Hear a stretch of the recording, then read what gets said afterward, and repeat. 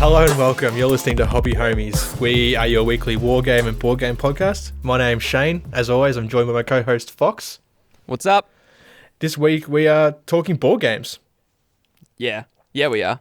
Yeah. We are talking board games that we've played recently too. Yes, very recently. In fact, I was playing one just this afternoon. It's truth. Yeah. Is that the only time you've played it? No. I played it heaps of times. Okay. But I was good. actually preparing for the episode, and Caitlin's like, "I'm bored. Do you want to play a game?" And I'm like, "Well, actually, let's play this one." We must play this very one specific game. Yeah, it's considered research. Excellent. Yeah. So but before we jump into that, just a couple of things I want to mention. Okay. We have been doing a lot on the back end. We've changed our hosting from one to Podbean. So hopefully everything works as it should regarding to Spotify and iTunes and that sort of stuff. If it doesn't, jump in Discord and let us know. Definitely. Also, follow us on Podbean. That way you'll get the episodes as soon as they drop. And yeah, it's a sort of a new thing for us. Helps with analytics and that sort of stuff. Yeah. I think it's going to be an awesome move for us moving forward, mostly because it does have that app feature and the ability to follow. Yeah. Whereas the other one that we're on, it was like they had to know we existed. They had to go to our link, that kind of thing. Yeah. So I think the new one we're on will be good because then you can just give us a follow and you'll get a notification from the app whenever we launch a new app, which is twice a week at the moment. Yeah, that's right. And like I said, Spotify and all that will still work the same, but the Podbean is a grouse little app, and it's also helps you find like other podcasts and stuff that you can listen to. Yeah, and the word bean is adorable, as is the word pod. So so together it's just double adorable. Exactly. Bonus points. Yeah. So we've also got another giveaway. So everyone knows we're giving away the Indomitus box set at the end of the month, but we have a board game related giveaway for this episode. So we're giving away Pandemic, which we thought was quite fitting. Yeah, it's super relevant in this trying time. God, don't say trying time, dude. Jesus. Okay. Oh, sorry. This different time, the new normal. Oh, God. Now I'm triggered. Yeah. This is one of the rare months where we've actually got two of our big giveaways happening at the same time. The massive Warhammer 40k Indomitus box that Shane just mentioned. So that ends last week of August. And this one we'll give away on the first live episode of whatever month comes after August. Yeah. Whatever that is. It's a mystery to us. We're not there yet. Who knows? No. 2020, it could be anything. Yeah, exactly. They could change the months on us. That's it. Yeah, whatever. At this point, you're just like, whatever. It's another. That is so 2020. Yeah. All right. So, what's the board game that you've been playing recently? Well, this was the last board game I was allowed to play in a group before restrictions all happened. Yes. And that was Gaia Project. Okay. Yeah, I'm super excited to talk about Gaia Project because I've actually owned the game for so long before I was allowed to play it. And that's just because we've got a big board gaming group that I play with of about 6 to 8 people. Like if we invited absolutely everyone, I think there'd be like 12. Jesus. So, yeah, which is awesome, but it actually, like a lot of the good games are 1 to 4, 1 to 5 players. Yeah. So, yes, I could play it solo, but I didn't want to. I had no desire to play this game solo whatsoever. So, Gaia Project, I'm going to give you a complete rundown of the bish. Nice. I've played it with you once, but it was only brief. Yeah, actually, I forgot about that. That was the first time I played it. I think that was the week I got it. I invited you and a few of the lads over to play it. Yeah, because we were playing Stellaris online, and then you're like, there's a board game that's kind of like this. Exactly. Or was it the other way around? Did we play that first? That's how we played Stellaris first. Yeah. And I loved Stellaris. So for those of you who don't know, that's a PC game. And it's all about what are you? You're like a federation of some kind, and you try and like... It's in space. It's in the future. You play as different races, do you? Yeah, there's different races. You take over like star systems, and you start off as just your race, like just leaving your home planet, and then you start like colonizing other planets. Yeah, and Yeah. the cool thing about it is you got to like build trade relations with other planets and diplomacy and all that kind of thing. Yeah. So I loved that game. And I was actually like, I wonder if there's a board game that's similar to. I was so into Stellaris that I was like, I got to find a board game like this. Yeah. And at the time, there was a game that had just been released, this one, Gaia Project, in 2017. And all it said underneath when I was like going through Google results is it said expand, research, upgrade, and settle the galaxy with one of 14 factions. Wow. I was like, that's Stellaris. Yeah. So I watched a quick prototype video of it or something, and I just flagged it and I said, I'm going to buy this game. And never thought... we stopped playing Stellaris and I never thought of it again. Yeah. And then fast forward to a year after that, I saw this Gaia Project game, Climbing the Ladders of Board Game Geek. Yep. And I was like, okay, I got to get it. So purchased Gaia Project. You and me, you and the lads all had a crack, but it was actually super complicated. Oh yeah, there was a lot involved. So much. So I think we kind of like packed up after turn 2 or something, and Yeah. I can't Plus remember what we we did were after like that. running out of time, I think, as well. Yeah. So it was very time consuming to first learn and then set up, and yeah, we had to pop everything out of the token things, and that probably took an hour because there's a lot of pieces. Yeah. So yeah, and since then it sat on the shelf until this year of 2020. So I was super excited to play it. It is, the best way I can describe it is very similar to Stellaris. So you play as one of 14 factions, which is awesome. You got great variety. And each of those factions have like one of 7 different planets, which is like your home planet. Yeah, Your so type. like, because you've got like Earth-like planets, you've got like rocky, barren planets, and all different races are more suited to different kinds of planets. Yeah. Yeah, exactly. And for those of you who have played Terra Mystica, which is another board game, this is just a re-implementation of Terra Mystica. It's basically they took this game that's called Terra Mystica and they put it in space and added some rules based on their feedback of their first one. Okay. So Terra Mystica was released in 2012, was hugely successful, and I guess they played a couple of games of Stellaris and were like, well, let's make that but Terra Mystica. So Yeah. the gameplay takes place in space, and the map is sort of like made up of different sector tiles, which are double-sided, and you can arrange them in any fashion you wish. So immediately, with 14 different factions and an ever-changing map, it's very replayable. Oh yeah. And the goal of the game is, it's one of those Euro games where the victory points are sort of like around the outside of the board, and you just got to try and stack up your VP. Actually, it's not outside of the board at all. I lied. You just stack up victory points, and the person with the most at the end wins. So Okay. there are so many different moving parts to this game, though, so that you're just overwhelmed with different things that you can do on your turn. And it's phenomenal. So there's like, on your faction board, you've got a heap of special abilities. It's like a resource management game as well. So you've got gold, ore, knowledge, and a few other little niche things. And you go around, you got to like terraform these planets so that your race can actually live on it. Yeah. Because naturally you might be a race that lives on a nice earthy type planet, water, grass, all that kind of stuff. So you've actually got to transform a planet, maybe a Mars type planet, into your kind of planet so that you can actually live on it. And you got to pay for that, and then you put a mine down, and there's like different tech trees. There's just so many moving parts. It's phenomenal. Like, I can't remember much of it, if anything. But is Yeah. it like too overwhelming, do you think? Because I slightly do remember that, but I just don't remember it in detail. Yes, it is insanely overwhelming. If you pick it up out of the box and try and learn it that way, you would struggle. You really would struggle. You would have to. It's one of those games you probably have to watch a couple hours of YouTube videos before you can confidently jump in there and sort of learn with a group. Okay.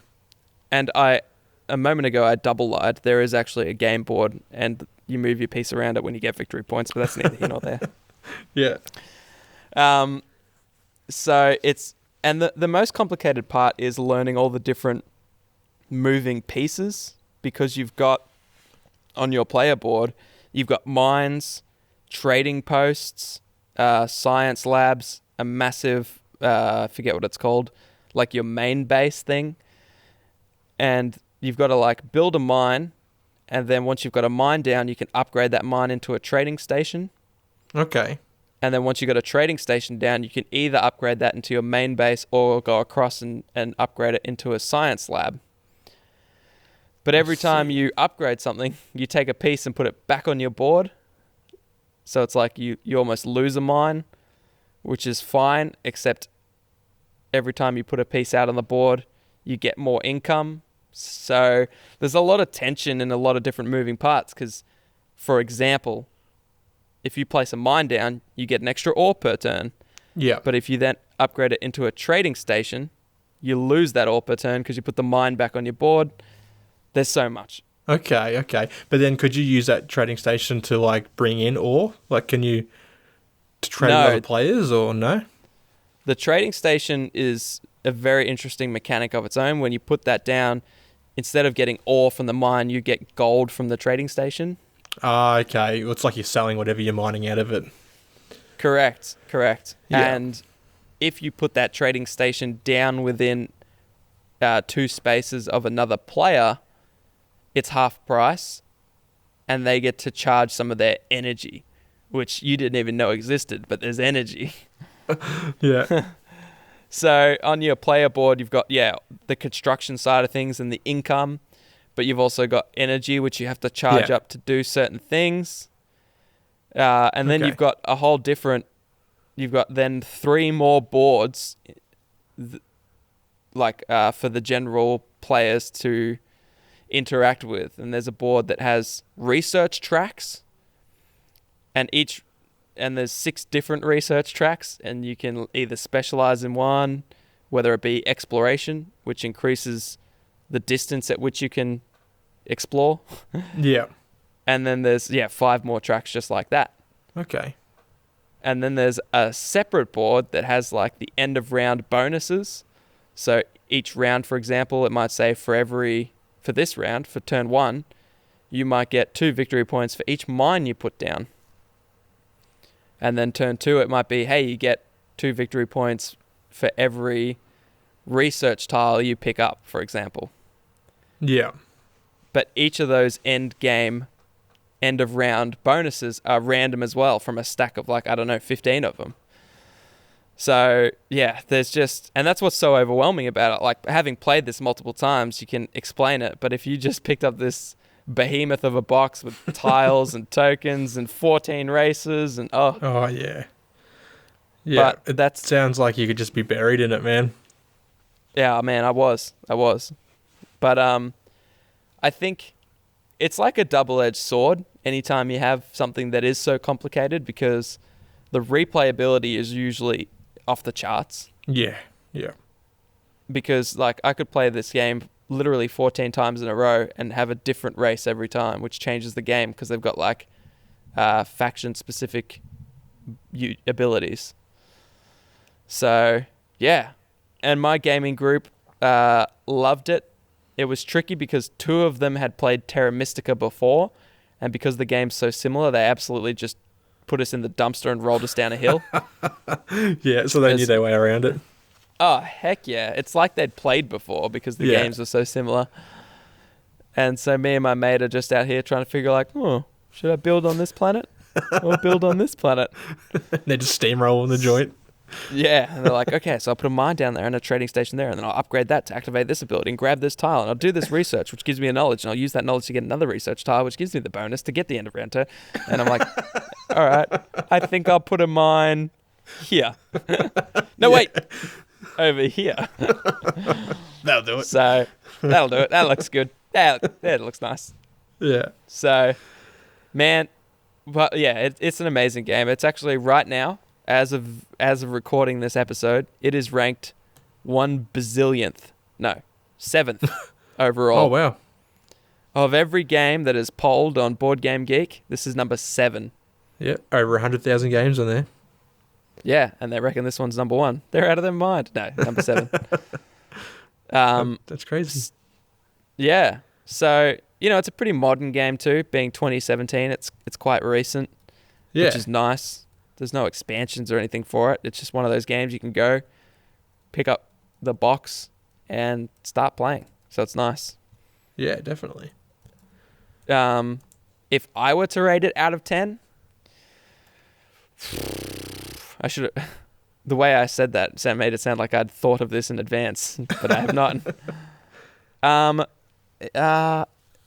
It's very complicated, so Yeah. you can only sort of play it with like a niche gaming group, like your more strategic orientated friends. Yeah, it's not one that you crack out after the family dinner on a Sunday night. Nah, it's not Ticket to Ride. Yeah. I would say I'd give it probably a 7.9 out of 10. Okay. Yeah. Then again, I feel like, yeah. I'm happy with that. 7.9 out of 10. Yeah. Yeah. That's my... a good score. Thematics are great. Yeah, it's a solid score. They should be happy with that. That's right. Usually on Board Game Geek, they give it what's called a weight, which is its complexity rating. Yeah, how heavy is it? Oh, the actual game itself's quite heavy. I don't know how many kgs. It's pretty heavy. Yeah. But it is out of 5, a 4.33. Oh, wow. So that's up there. It's way up there. There's very few games in the top 100 that sort of crack that 4, and this one is almost deep into the 4s. So, I think, well-designed games have a lot of moving parts, but all interact with each other on a way that makes sense, and this is one of those games. Yeah. So, like, all the different tracks, whilst difficult to learn and remember, once you've played through the game, I would say 3 times, you are at the stage where you're, like, looking at deeper strategies for it, not just trying to learn how to play, So, it's good. It's good. Oh, I like it. I lost you for a good second there, man. That's fine. That is fine. I was just saying how much I like it. Yeah. Not valuable whatsoever.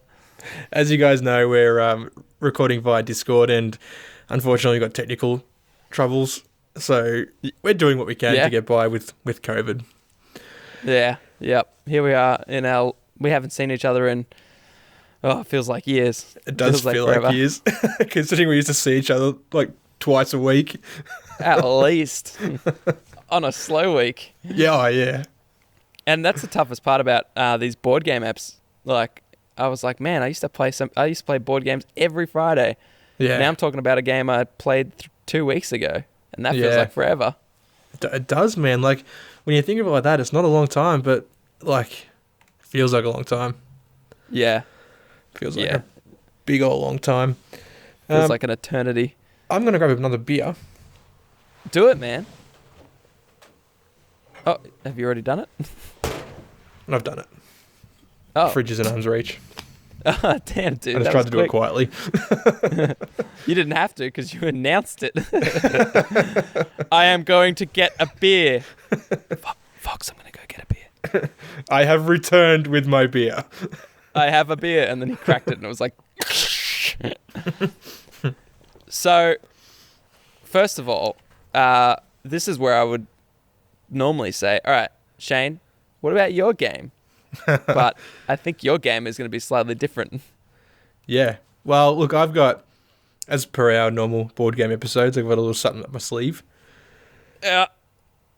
We all know what that is. What? It's Australia's favourite game. Oh, God. It's the board game name game. Oh, no. You still haven't renamed it. Oh, lordy. That's still going. It's trying to fade it out, dude, right? Oh, you've done well, my friend. You accidentally you leaked this to me earlier that you had, and I like every time I forget it exists, and every time I get more excited than a normal human when you tell me it's coming. So hit me with it, man. I did terribly last time. I'm here to redeem myself. Well, you did really good the first time, terribly the last time, and well, yeah, let's see how you go this time. So, as regular listeners of the show know, this is a game where I pick 2 items. This one being either a board game or a novel, with a brief description, and Fox has to guess which one is the board game. Okay. So, all right, are you ready for the first one? I don't think I'm ever ready. Well, get ready. Hit me with it. Yeah, it's coming. All right. This one is called Artefactum. Okay. Is it Okay. a series of 3 books based around an archaeologist's son delving into the depths of ancient evils, forgotten tombs, and otherworldly artifacts? Or a strategic card game in a mystical universe in which players are pitted against each other until only one remains? Oh, I'm torn. I'm torn between the 2 options you've given me. Look, first of all, it's 50-50. It's always 50-50, dude. Second of all, I like the first description you gave me about something about the sun. I wasn't really listening. It sounded way too well thought. Like you didn't think of that. You've read that. So the question is whether or not you read that from an actual novel and then you renamed it like it's not. Anyways, whereas the other one, it sounded like the kind of thing you could think up. And last time I thought you were doing that to trick me, but this time I'm certain it's a novel. Wait, am I supposed to guess? Yeah, it's a novel. Yeah, you guess now, yeah. So you're going to lock in novel? Well, I was, but then you sounded too happy. And I know you like to see me fail. It's a card game. Damn it. So, where'd you get the novels? Where'd you get the thing of the sun? I just made it up. No. Yeah, that's it. Okay. You know what? Yeah. I've underestimated you. Yeah, after we finish this, I'm going to start writing my novel series. You should, dude. If you sell a book, we'll start making some coin. True. And this podcast ain't doing jack. This is now a we. This is now a we enterprise. I fully support your new endeavor. Okay, all right. All right. That was just a warm up. Yeah. So yeah, it's 0 for 1 at the moment. So okay, thanks for reminding me. Next one is called Cloud Spire. Come on, man. A 1 to 4 player strategy game heavily influenced by both tower defense and MOBA? Or I'm going to stop you right there. No, wait, I want to hear what you're saying, but I know it's a board game. Go. God damn. A novel detailing the struggle of a young elf and their eternal war against savage orcs. Did you think of that as well? Yeah. Nice, dude. It's a board game. God damn. Okay. It's made by Chip Theory Games. Okay, so you know it. I know it well. Yeah. Damn. Okay. Finally, one I actually knew. All right, 1 for 1. Last but certainly not least. Oh, God. The Skystone. Okay. Is it a fiction novel written in 1992? The story is told by a Roman officer who is an expert blacksmith as well as a soldier. Okay. Or a strategy board game of diplomacy, conflict, and conquest. Players vie for supremacy of the center of the board, as it is the only way to get to the Skystone. Damn, man. I'm going to go based off description again, which not mere moments ago let me down. I'm going to say board game. It's a novel. Oh, you know what? If I'm honest with you, based off the name of the 2 that I got wrong, I thought that it was the thing that it was. But based off your stellar descriptions, I thought that it was the thing that it wasn't. That's what I'm here to do, dude. Dude, props to you. Thanks, You're man. good at this. I'm going to have to up my game next time. I'm going to bring my A game next time. Don't you worry. Oh, you Don't better. you worry. You better. Well, there you go. Did I win? And that's the board game name game. Oh, man. You know what? I'm all for ditching the podcast and starting a TV show. It's played on primetime TV and it goes for 7 minutes, and it's you asking someone 3 questions about a board game. Hells yeah, dude. Right before the news, whatever. Heck, during the news, dude, they'll be like, breaking news, over to Shane with the board game name game. I can see it now. Yeah, that's our future. Yeah. Speaking of board and games Yeah. and names, what's the name of the board game you've just recently played? Oh, classic segue. Thank you. My board game is not so high up on the complexity scale as yours is. Mine comes in at a solid 1.92. It's truth. Yeah, A child could play this game. This is Carcassonne. I may have pronounced it wrong. I'm sure Final Dinosaur can probably correct us. Why is that? Well, I mean, it's in Europe. He's in Europe, so that makes sense. It's like, why? Why would Final Dinosaur know? it's like the neighboring country or something. I don't know, man.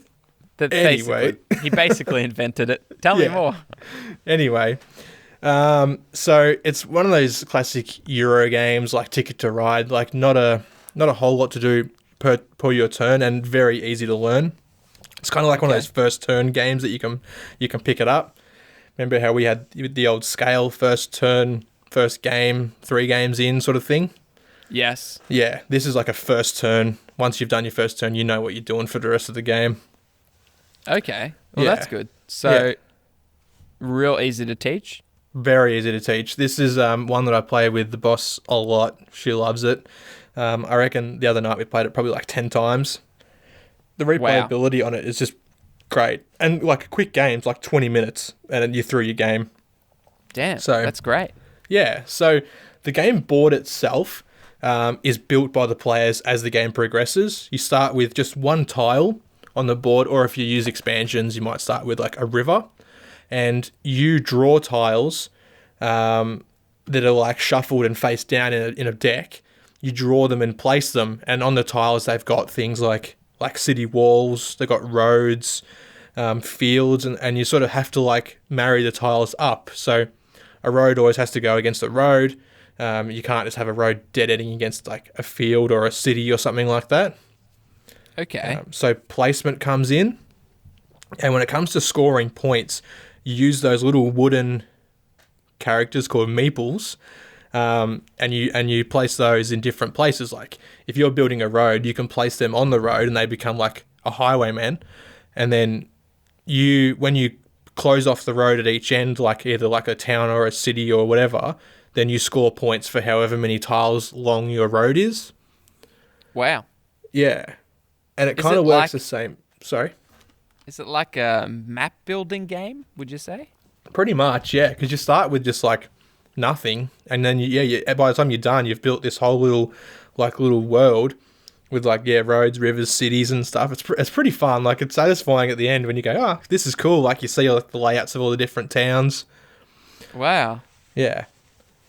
I'm trying to picture it in my head because I've heard like many people talk about it. In fact, even for work, they started lunchtime programs with a bunch of board games, and the guy who started it brought his own. He's like, I've got this game called Carcassonne, and he's like, I've never played it. I just played it with the kids. It's phenomenal. And that's outside of him saying that, and you talking about it now, I've heard nothing about it. Yeah. Kids, perfect game for the family, you know. Like I reckon a kid, I don't know, 5 years old could pick it up if they were interested in board games and that sort of thing. Wow. Definitely get around it. That's cool, man. Yeah. Or it's the kind of game, unlike yours, it's the kind of game you bring out after, Sunday dinner with the family. Totally. Yeah. It's like 2 to 5 players, I think, off the top of my head. The artwork is really cute. Like it's like you see these little roads and towns and cities and stuff. And Carcassonne is actually a city in France. It's a walled city, so it's like fortified castle walls around the town. Wow. And that exists like still now. Yeah, yeah, That's so cool. So if you went to France, you could go see Carcassonne. yeah, exactly. Yep. Carcassonne? Whatever. Yeah. And That's cool, man. yeah, it's like it's got like little like cool little things like when you're building the cities, you place a meeple in there, and that meeple's a knight, and he's there until the city is like fully walled off. Then you can take him out. You score points for the city, 2 points per tile. Some tiles have little shields on them, so you get an extra 2 points for those. And then he comes out, and then you can place him somewhere else. But you get like 7 meeples, so you have quite a lot going on at one time. Yeah. Um, So, I'm picturing this, right? You put down a tile with a road on it, yeah, but the road's not finished. Maybe, let's say it's like your third tile you've put down, yeah, and the road is just going out to nowhere at the moment because you plan on building on it. that's right. What happens when the other person has a turn? Can they put another road tile on your road tile? They can, but all they're doing is benefiting you because you've already got a person on a meeple on that road.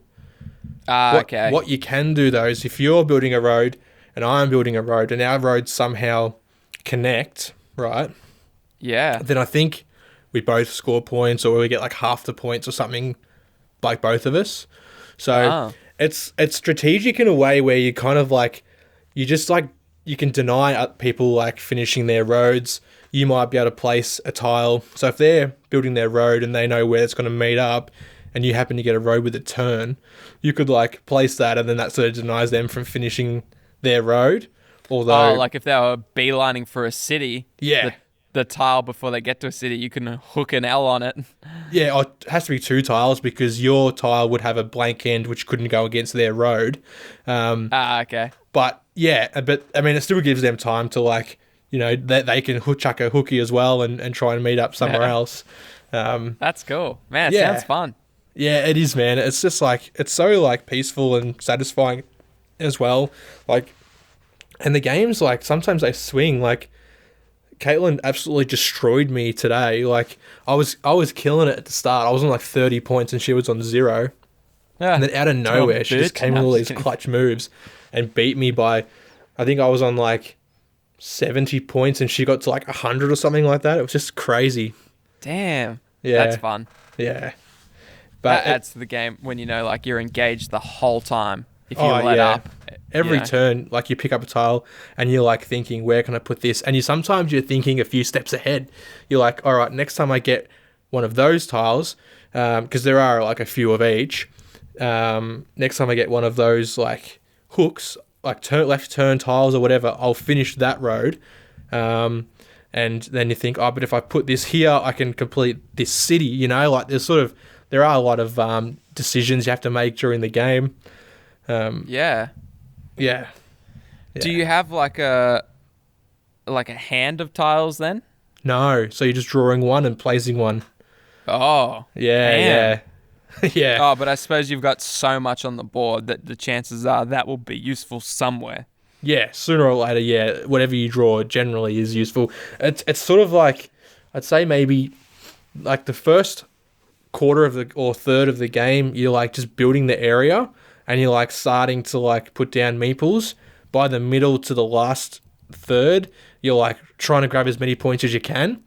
And then, yeah, the last third, you're sort of just trying to finish off the last couple of things you can before you run out of tiles. Because when you run out of tiles, the game ends.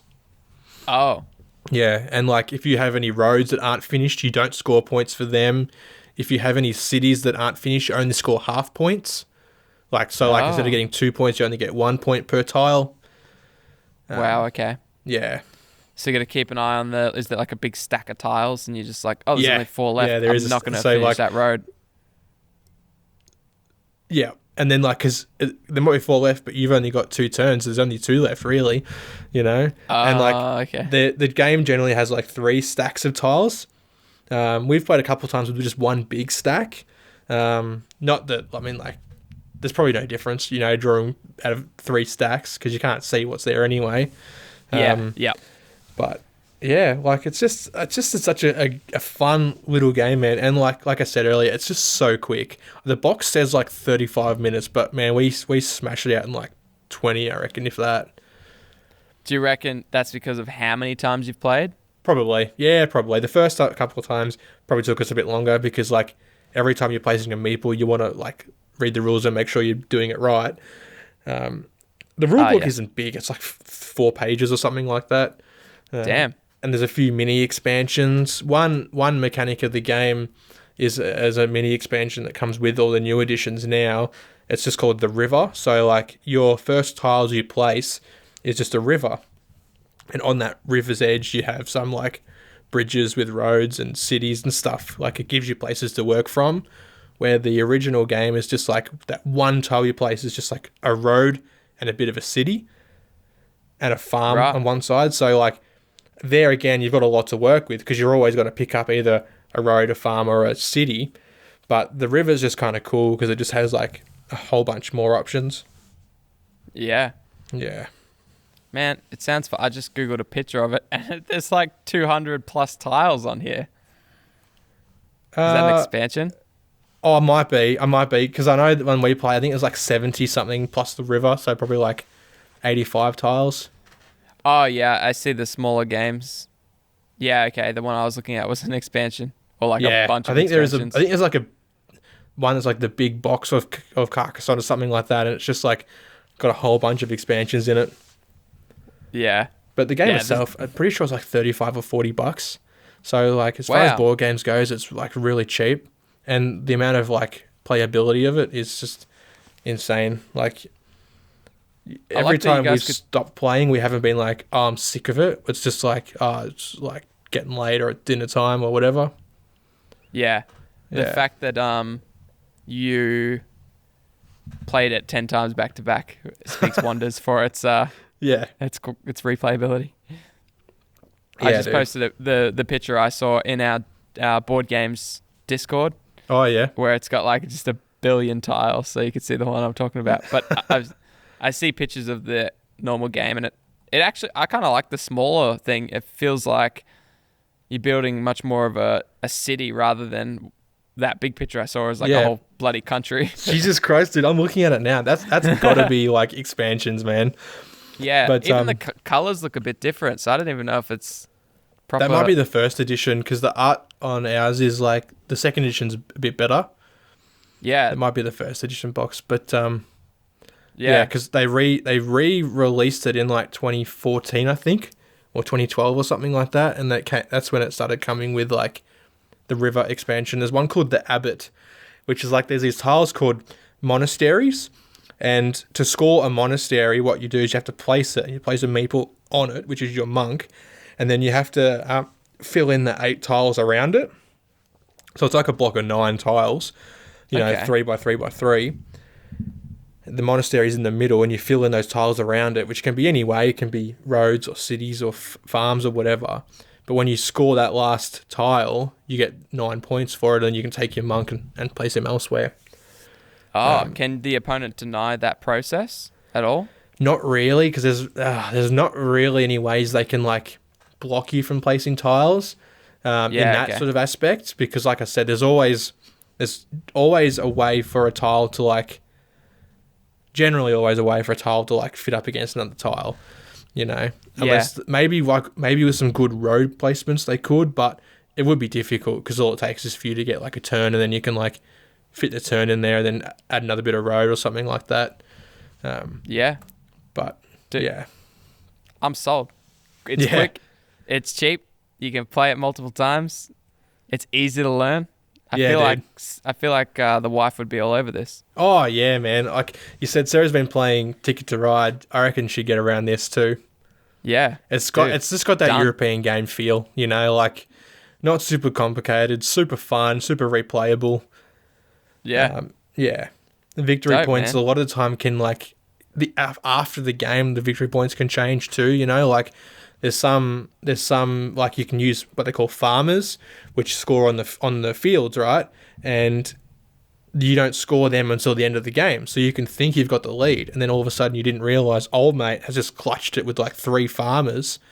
Damn. Okay. Yeah, and the lead can change like that. Most of the time, you know, Caitlin and I don't really play with the farmers. We just play like the other way, and it's still heaps of fun. That's cool, man. Yeah. What'd you give it out of 10? Oh, it's kind of hard because I'd probably give it around like a 7. Okay. Yeah, 7, I reckon. It's not a 6.5, it's not a 7. Yeah, I'd just call it a solid 7. Yeah. Just a Yeah. good game. Yeah. Like it's not complicated at all. And sometimes it's good just to play something that's just easy. You don't have to like overwork the brain. You're just Yeah. picking up tiles and you're going, oh, where does this fit? And then you place it wherever it fits. Like, just What kinda about relaxing. so it's probably not in your top 5 board games of all time, Nah, probably not. but would it be in your top 3 family games of all time? Yeah. Top. If I had to pick 3 games to play with the girlfriend, it'd be Carcassonne would definitely be up there, Nice. as well as probably Yeah. Ticket to Ride. Yeah, those are two from. I mean, I haven't played Carcassonne, but that sounds like 2 very good staples. Yeah, dude. That'll keep them happy. Give us some time to play some video games. Exactly. You play board games for an hour and go play video games for 3. Exactly. It's only fair. And then get mad that we didn't paint any models. Yeah. The That's perfect cycle. That's the life, isn't it? Yeah, that is. Yo, Yeah. so we're doing a giveaway, which is a board game, and that's relevant. Pandemic. Yes. Have you ever played it? I've played it once with Stewie and Rory. We went to it was in the city. It's like a library for board games. I can't remember what the place is called, but we go in there. I think it was like a gold coin donation, and Yes. it's like a game. It's a proper game store. So the Board Game Factory or Board Game Lab or something like that. Anyway, but it was interesting. We didn't. We should have played a game we knew, to be perfectly honest, because the time it takes to learn a game. You got to play through it a couple of times. Totally. We just didn't have that much time for us, but we played it once and didn't really get the gist of it. I think after that first time. Yeah. Yeah, I don't know. Like it might be different with like playing with someone who knows how to play it, who could have like carried us. Yeah, okay. Yeah. Have you played it before? No, never, but it's been on my radar for a long time. Yeah. Because especially the Pandemic Legacy, which is like the campaign one. Did you go to, was it called Board Games Laboratory or Games Lab? Yeah, that could have been it. Yeah. I've been there before. Oh, yeah? With, it's in Melbourne, and it was with the wife's, family, cousins and whatnot. And we played a game called, I don't want to say Bang, because I don't think it was Bang. Carcassonne Guns. Okay. Which in my opinion is just a boring, terrible piece of crap game, to be honest. Wow. Yeah. I mean, we bought it, we've got it, and literally never played it. Like, we played it at that thing. Sarah was like, I love this, let's buy this. We bought it and we haven't played it since. I hate it. It's just so boring to me. But anyways, this isn't the what board games are bad episode. Oh, although that would be a great episode. That would be a good episode. Shitting on board games for an hour. Dude, I want to do that next time. Oh, we have to, man. Yeah, avoid these games like the plague. Yes, like a pandemic. Yeah. Which we're giving away. Yeah.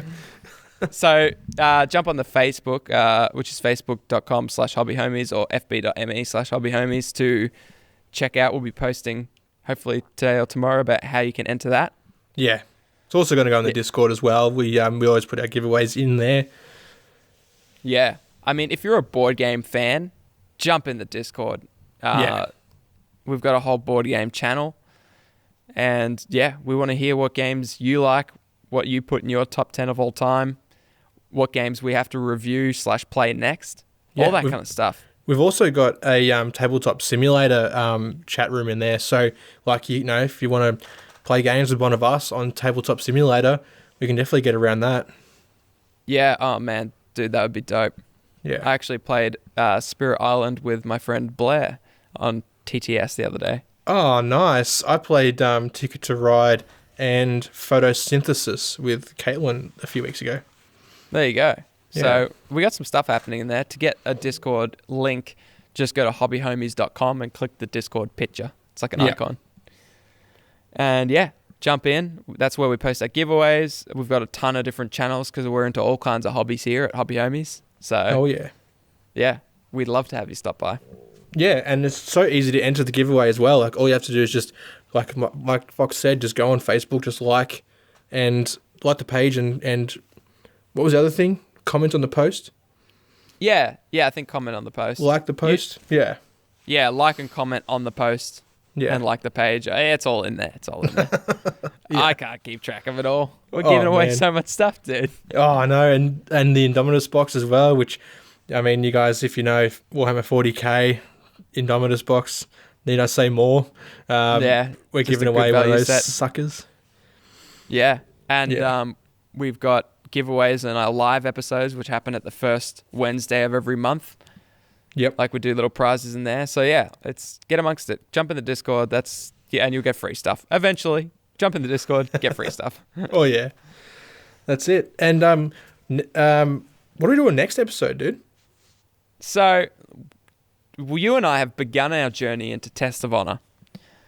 Now, we began it pre-pandemic, and we were doing some stuff. We were buying models, buying terrain, and we had big plans.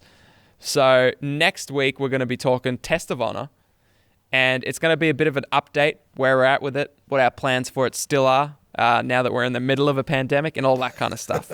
Yep. Test of Honor is a game we want to get around, and we're super excited for because it's feudal Japan, it's samurai, it's foot soldiers, it's a skirmish game, so you don't have to have a ton of models. Yeah, so we'll be talking that. Yeah. We'll talk about our progress, what we've got planned again for as soon as we can play a game together and maybe do some kind of battle report thing. Yeah. And working on a table which we've supplied with terrain from our Patreons. Yeah. So again, those Patrons help us keep these things going, especially projects like our Journey Into series helps us explore these new games, build tables for them, and eventually film battle reports. Yeah, it's just it's good for us because we get to play new games and add some content for you guys. Yeah, and then you don't have to go out and fork out a ton of money. You can just sort of wait and see like, well, if these two guys who play a lot of hobbies end up playing this game as one of their main ones, it must be good. Or so get around that. That'd be awesome. But thank you so much to our patrons. They keep us going in these dark times, trying times, new normal. Oh God, man. Oh God. Oh, okay. Well, look, we like to give our shout outs to our patrons. Again, we couldn't do this without them. So as always, we've got Final Dinosaur, Foggy, Churchy, Dave, Rory, Caitlin, Brett, Clinton, Lethal, and Joe. So thank you, everyone. You guys coming in clutch with the Patreon. Yeah, you've been. You know, you're more than just patrons to us. You're in the Discord. You're posting your pictures of your hobby and your friends IRL. You're a broad mix of different people. Some of you live on the other side of the world. And we can't thank you enough. That's why we do it every episode and tell you how much we can't thank you enough. Exactly. We'll try, but we can't. Yeah. So, thanks. You guys are legends. Yeah. All right, guys. Well, that'll do. And we're excited for next week's episode, Test of Honor, Journey Into. We'll see you there. Yeah, it'll be our third episode in the series, so go check out our other two previous ones. Yeah. And if you're just a board game person, stay tuned for our next board game app next month about the worst board games we've ever played. Man, I'm looking forward to it already. Yeah, man. That sounds so good. Yeah. All right. Toodles, homies. All right. Boo-boo.